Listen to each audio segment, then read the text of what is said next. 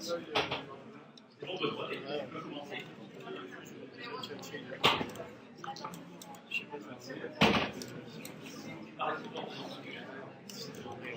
Bonjour.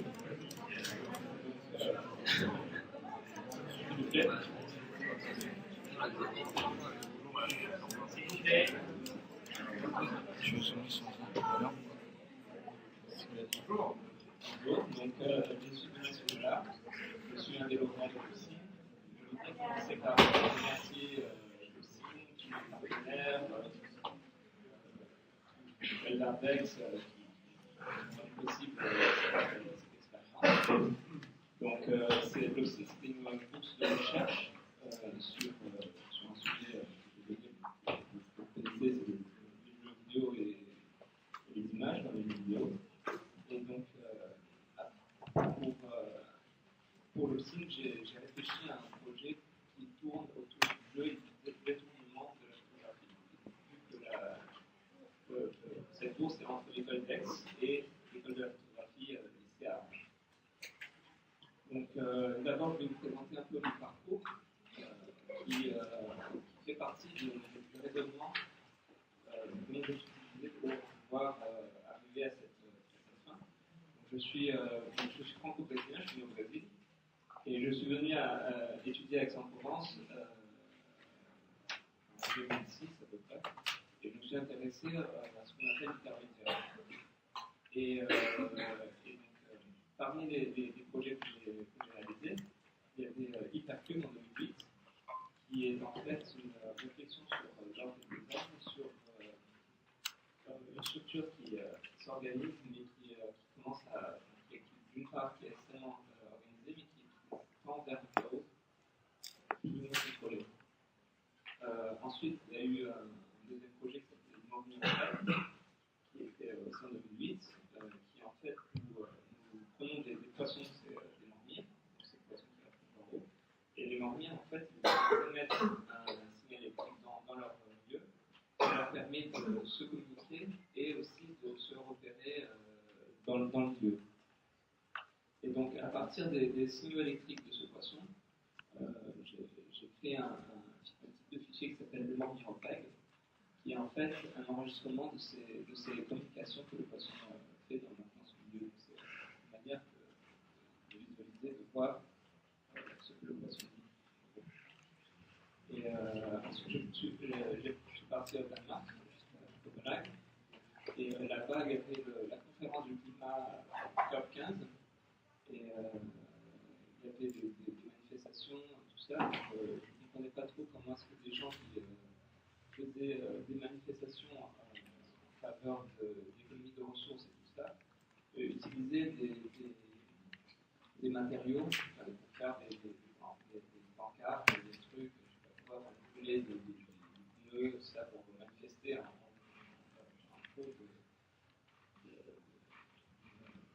d'action plus responsable envers l'écologie, mais qui avait cette attitude un peu irresponsable pour manifester. Et du coup, j'ai fait un travail en groupe. On a créé un COP-suit, c'est un espèce de vêtement qu'on porte pour la manifestation, et le principe c'est que plus on manifeste, plus on bouge le bras, plus on génère de l'énergie qui permet à ce que le mégaphone fonctionne. Et pareil, si on se fait, l'objectif c'est aussi d'être très actif, donc si on va confronter la police et on se fait tabasser, ce vêtement-là il va récupérer l'énergie pour aussi alimenter. Il faut vraiment être très actif. Et le tout est fait avec des matériaux recyclés, des matériaux trouvés. C'est un peu une contrepartie par rapport aux méthodes de manifestation qui existaient. Voilà, et on a fait une intervention en fait en budget de toutes les associations qui étaient en train d'organiser des manifestations. Ensuite, il y a eu Living qui était une réflexion sur la couleur où on a détourné ce disque pour qu'il lise des couleurs plutôt que la musique. Donc on a créé des disques colorés et ces disques-là ont créé une ambiance colorée pour l'espace l'ambiance est créée par la lampe qui est derrière. Ensuite, je suis retourné sur Aix et j'ai fait un projet en Finlande, ça s'appelle E75 Latinor, et le 75, c'est une route qui traverse l'Europe de nord à sud. Et j'ai fait une performance en fait en Finlande dans les 400-500 derniers kilomètres au nord. Et j'ai enregistré avec un téléphone portable mes déplacements et la direction de mon regard. Et à partir de ces enregistrements, j'ai fait plusieurs dessins. Donc, ah oui, pardon. Et donc voilà. Et donc à partir de tous ces éléments-là, des éléments de recherche sur la couleur, sur la mobilité, le téléphone portable, sur le GPS, tout ça, et la bourse de l'OSIM, j'ai décidé de faire un ça s'appelle City Colors. C'est dans un stade encore très expérimental, vous pouvez le voir en bas en fait. Et en fait, c'est une application sur téléphone mobile, d'une part, et un rendu dans le lieu d'exposition. Sur le téléphone mobile, c'est un jeu vidéo où le joueur doit utiliser la caméra du téléphone pour prendre une photo. Mais en fait, la photo, ce n'est pas vraiment pour l'image, mais c'est une photo d'une couleur. Donc il y a un défi, vous devez trouver telle couleur, et après il faut la trouver dans l'espace. Et à partir de la photo elle est décomposée, on analyse les couleurs pour donner une couleur résultante, par exemple ce vert-là, par rapport à la photo qui était présentée avant. Et ensuite, cette couleur est envoyée au lieu d'exposition sur l'emplacement où elle a été trouvée. Donc voilà, merci. Je sais pas trop.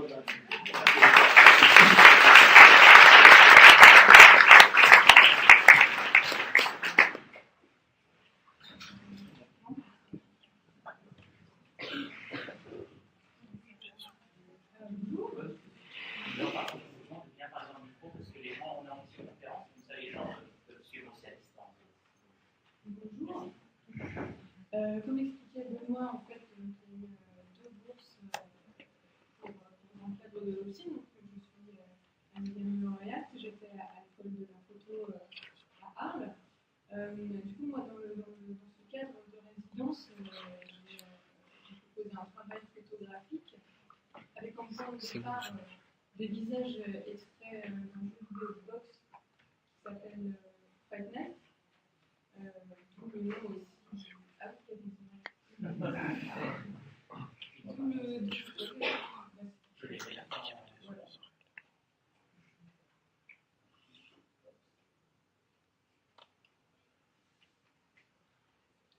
tout le nom du projet photo, j'ai été récupéré dans des box.